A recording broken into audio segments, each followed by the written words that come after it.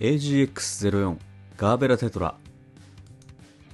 宇宙世紀 WO83 に勃発したデラーズ紛争において、ジオン残党のデラーズフリートに参画したシーマ艦隊を率いるシーマ・ガラハウが登場した強襲用試作モビルスーツである。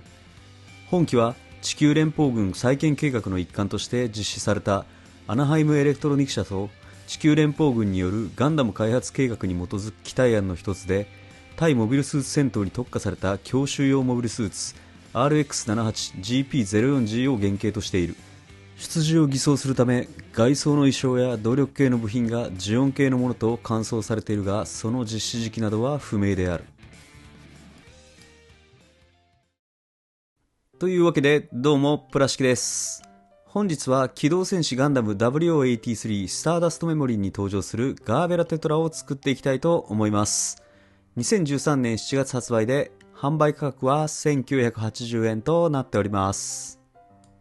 外装や衣装がジオン系に換装されているという設定にちょっとワクワクしてしまいますね。それでは早速内容物をチェックしていきたいと思います。内袋はこのような数になっていました。なぜかこの A ランナーだけが袋に入ってなかったんですね。他の方もそうなんですかね。それではランナー数見ていきたいと思いますが、このような感じのランナー数となっていました。結構数は少ない、そういった印象を受けましたね。まずは A ランナーから。こちらガーベラテトラの新規ランナーとなっています。カラーリング、ちょっと撮影の光の都合で少しオレンジに近いような色に見えてるかもしれないんですが、結構実際の色はピンクに近い色をしてますね。外装パーツ結構のっぺりした感じの、モールドもそんなに多くない印象でした。そしてこちらが内部フレームなどの関節系のパーツが入ってる部品になりますね。結構HG らしい部品構成といったところでしょうか。ディテール、そしてモールド控えめな印象ですね。こちらビームサーベル、そして PC001 のポリキャップ、そしてこちらのホイールシールが付属しています。続いて説明書。こちらカラーと白黒の見開きタイプの説明書が付属しておりました。内容量的にはさすが HG といった感じですかね。量もそこまで多くはありませんでした。このような設定が等が入っているので、読み応えのある資料になっているんじゃないでしょうか。こういった WO83 のモビルスーツ、こういう記載あるといいですよね。ちょっとワクワクしますね。そしてカラーページの最後にはスルームブースターの説明が入っていました。裏面にもこのように設定画などが入っています。パーツを切り出してみました。このようにパーツ少ないですね。スルームブースターのみ少し大きいパーツがあるんですが、それ以外のパーツ非常に少なかったです。そして余剰パーツに関しては、見た感じだとポリキャップのみに余剰パーツが出るようになっていました。それでは胴体パーツを組み立てていきたいと思います。パーツこのようになっていました。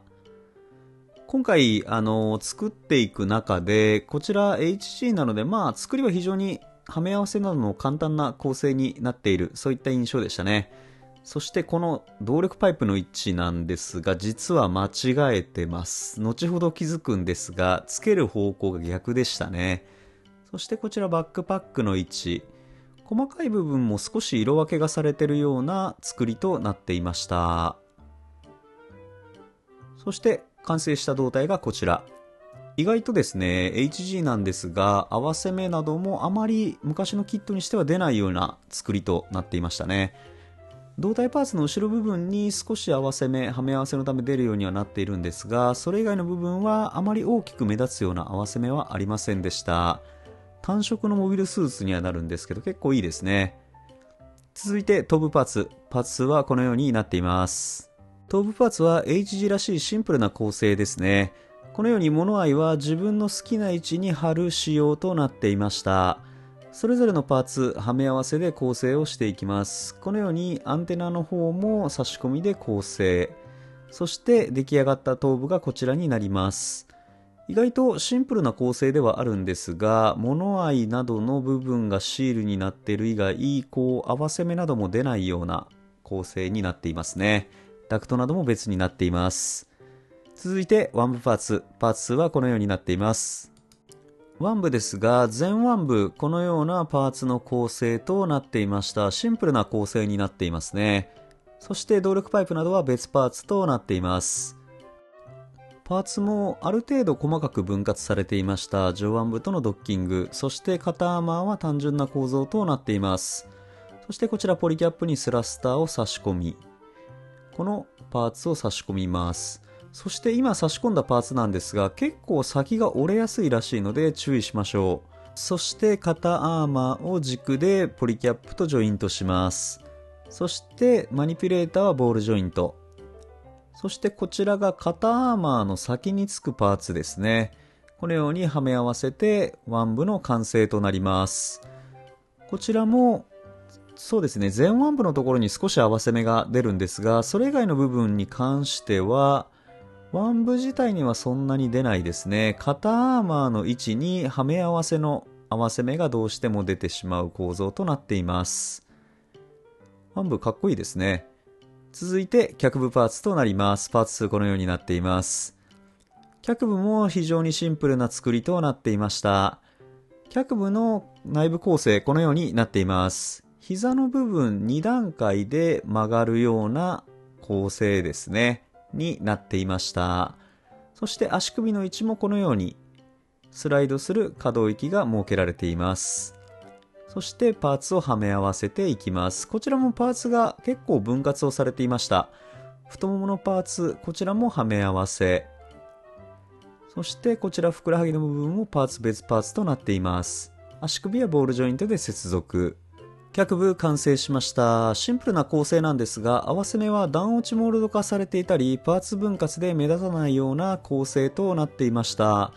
結構かっこいいですね。そして足裏は肉抜きががっつりあるので、気になる方は処理が必要かと思います。腰部パーツはパーツ2このようになっていました。腰部も非常にシンプルな作り、はめ合わせでの構造となっています。こちらも合わせ目目立たないようになっていました。続いてビームマシンガン。こちらはモナカ構造のはめ合わせになっていますね。先端の砲身の部分のみ別パーツとなっていました。構造的には非常にシンプルな作りの武装となっています。こちらのビームマシンガンはモナカ構造となっているので、どうしても合わせ目が目立つ作りとなっています。HG らしい構造になっていますかね。そしてマニピュレーターですが、このように握り手と平手が付属をしていました。続いてビームサーベル。こちらもシンプルな作りとなっています。このように先端にエフェクトパーツを差し込んだらビームサーベルが完成します。カラーはイエローになっています。そしてこのように2本付属をしています。両手持ちさせることも可能になっていました。最後にシュツルムブースター。パーツはこのようになっています。こちらプロペラントタンク、はめ合わせのモナカ構造となっていました。そしてスラスターなどを取り付けていきます。こちらポリキャップでのジョイントとなっていました。こちらの大型のパーツは前後はめ合わせのモナカ構造、アンテナを先端に取り付けます。そしてこのように土台にドッキングさせればシュツルムブースターの完成です。かなり大きいです。このような作りとなっています。合わせ目はやはりどうしても目立ちますね。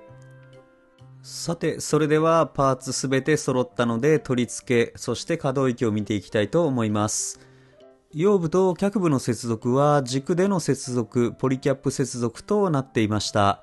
下半身このような作りになっています。シンプルなんですが結構かっこいいですね。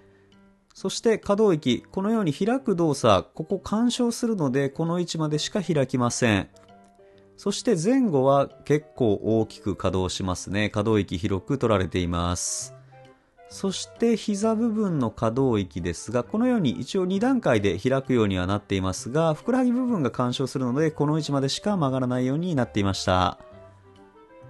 続いて足首。こちらボールジョイントのためある程度の可動域は確保されているような感じですね。前後はこのくらいまで可動域があります。下半身の方どうだったでしょうか。続いて上半身。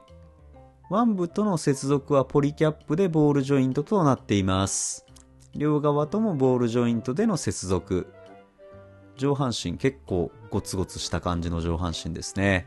可動域、このように水平方向ぐらいまでは手を上げることができます。このように肩アーマーは別で分離して動くようになっていました。結構可動域広いんですよね。この上半身の腕部の接続部分が結構柔軟に動きます。前後に出す動きもこのような感じ。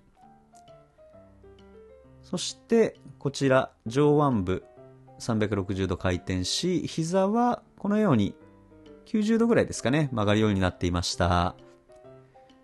そしてマニピュレーターに関してはボールジョイントのため360度回転するようにできています。そしてこのように肩アーマー動きますね。別で動くようにできています。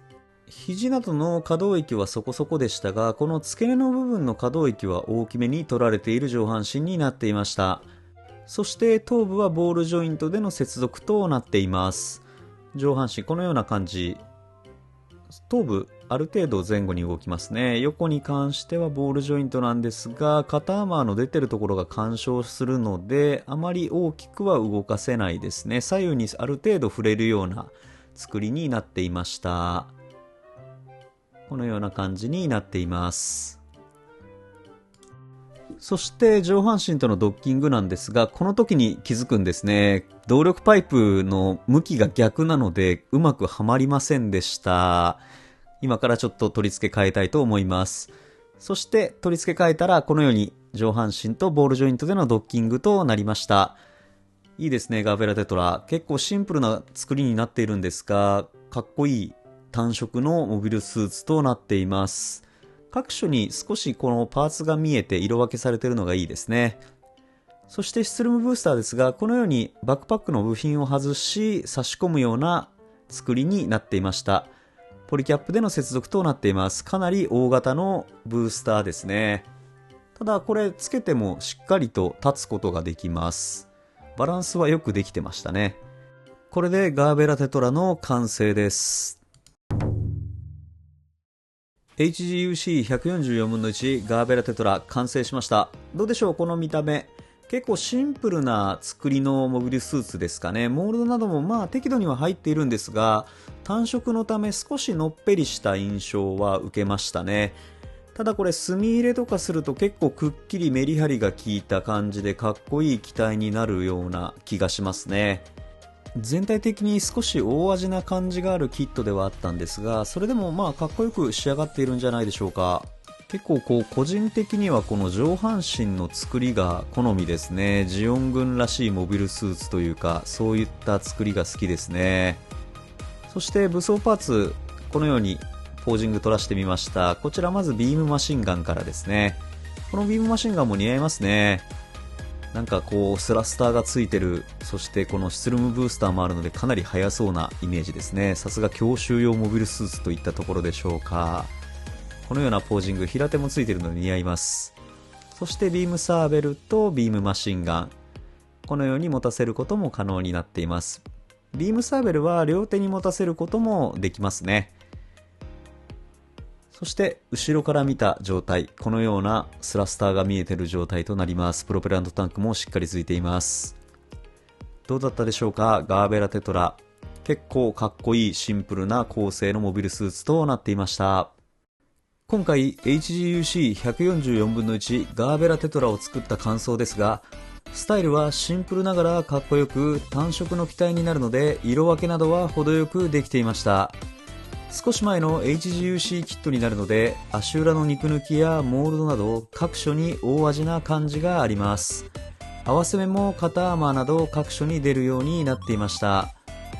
単色のモビルスーツなので少しのっぺりした感じがありますが、素組みの方でも墨入れや部分塗装をするだけでかなり締まった感じになるんじゃないかなと思います。全塗装派の人や回収される方は細かい部分まで手を入れるとかなり化けるキットになる気がします。作り自体はシンプルで初心者の方でも組みやすい方のキットではないかなと思いますので、組んでみてはいかがでしょうか。それでは今回はこの辺で。初めての方もいつも見てくれている方もご視聴ありがとうございました。よかったらチャンネル登録などしてもらえるととても嬉しいです。それではまた次の動画でお会いしましょう。